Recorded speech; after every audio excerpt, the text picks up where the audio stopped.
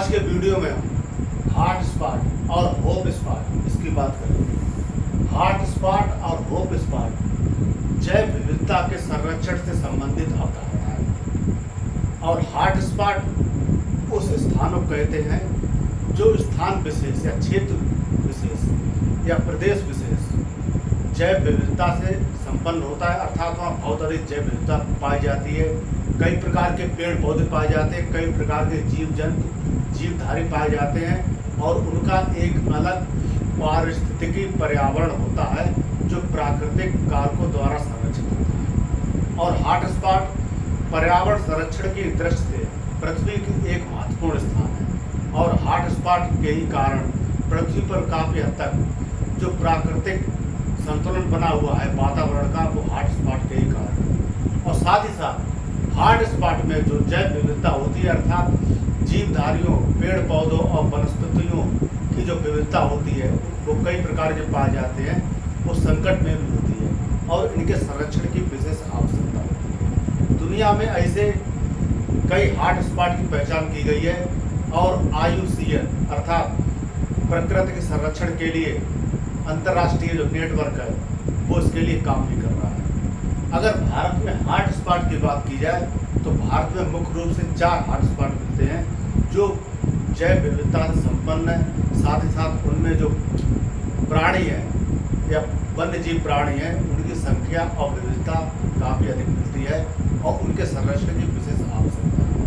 Hot spot नाम इसलिए रखा गया है कि ये जैव विविधता के साथ संरक्षित होने के साथ साथ ये जो जैव विविधता इनमें पाई जाती है वो खतरे में भी है और जैव विविधता खतरे में मुख्य रूप से मानवीय क्रियाकलापों के द्वारा है या मानवीय गतिविधियों के द्वारा। अगर भारत में हॉट स्पॉट की बात की जाए तो भारत में 4 हॉट स्पॉट मिलते हैं। जो पहला हॉट स्पॉट मिलता है वो पहला हॉट स्पॉट मिलता है हिमालय क्षेत्र का।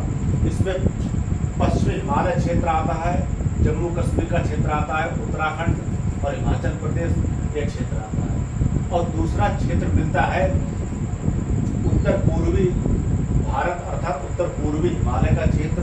इसमें म्यांमार और बर्मा का भी क्षेत्र आ जाता है। ये क्षेत्र पर्वतीय क्षेत्र हैं और इन क्षेत्रों में वर्षा मध्यम से अधिक वर्षा होती है और पूर्वी क्षेत्र काफ़ी हद तक आर्द्र क्षेत्र है, इसमें वर्षा अधिक होती है।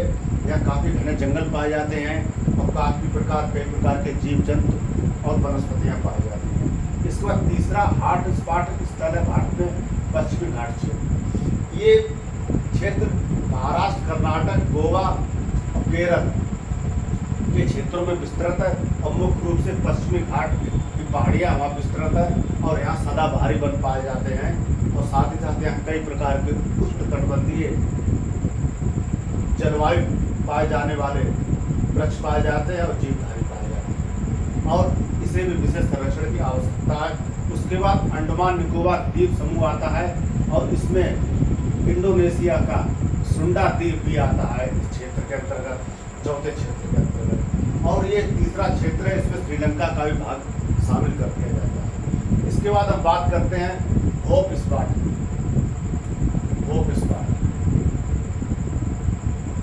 जो हॉट स्पॉट होते हैं वो स्थलीय भागों से संबंधित होते हैं। इसमें जो स्थलीय भागों में जो जैव विविधता से संपन्न क्षेत्र होते हैं वो संकट में होते हैं, उनके संरक्षण की बात की जाती है और उनके बारे में विस्तृत चर्चा की जाती है। जबकि होप स्पॉट क्षेत्र ऐसे क्षेत्र होते हैं जो जलीय क्षेत्रों या सामुद्रिक क्षेत्रों में पाए जाते हैं, अर्थात समुद्र में या सागर में जो समुद्री वनस्पतियाँ पाई जाती हैं और जो सागरीय जीव पाए जाते हैं उनमें कितनी जैव विविधता पाई जाती है, अर्थात वो कितनी अधिक संख्या में किसी सागर के विशेष क्षेत्र में मिलते हैं और वह जैव विविधता के साथ संपन्न होने के साथ साथ वह संकट में कितने हैं और मानवीय गतिविधियों द्वारा संकट में कितने हैं, इसकी बात की जाती है।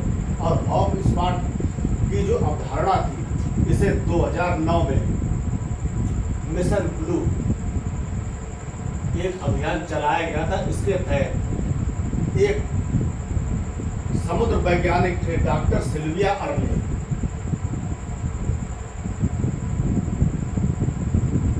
डॉक्टर सिल्विया अर्ले ने होप स्पॉट की अवधारणा को सामने रखा था या प्रतिपादन किया था, और इस अवधारणा को IUCN अर्थात प्रकृति संरक्षण के लिए जो अंतर्राष्ट्रीय संघ है, इसने संयुक्त रूप से इस होप स्पॉट की अवधारणा को मान्यता दी और समुद्र के संरक्षण के लिए, सागरों के संरक्षण के लिए काम करना प्रारंभ कर दिया। और इसके अंतर्गत जो होप स्पॉट वर्तमान में है, उनकी संख्या 76 से अधिक हो गई है। जो सागरीय भाग हैं पृथ्वी के, उनमें 76 होप स्पॉट की पहचान की गई है और उनके संरक्षण में या इनके संरक्षण दिशा में काम किया जाता है। और साथ ही साथ अगर भारत के होप स्पॉट की बात की जाए तो भारत में जो अंडमान निकोबार द्वीप समूह है, ये होप स्पॉट के अंतर्गत आता है, लेकिन साथ साथ ये हॉट स्पॉट के अंतर्गत भी आता है। होप स्पॉट के अंतर्गत इसका सामुद्रिक भाग आता है और हॉट स्पॉट के अंतर्गत जो इसका स्थलीय भाग आता है। और इसके अलावा लक्षद्वीप का क्षेत्र या लक्षद्वीप का जो सागरीय भाग है वो होप स्पॉट के अंतर्गत आता है। और साथ ही साथ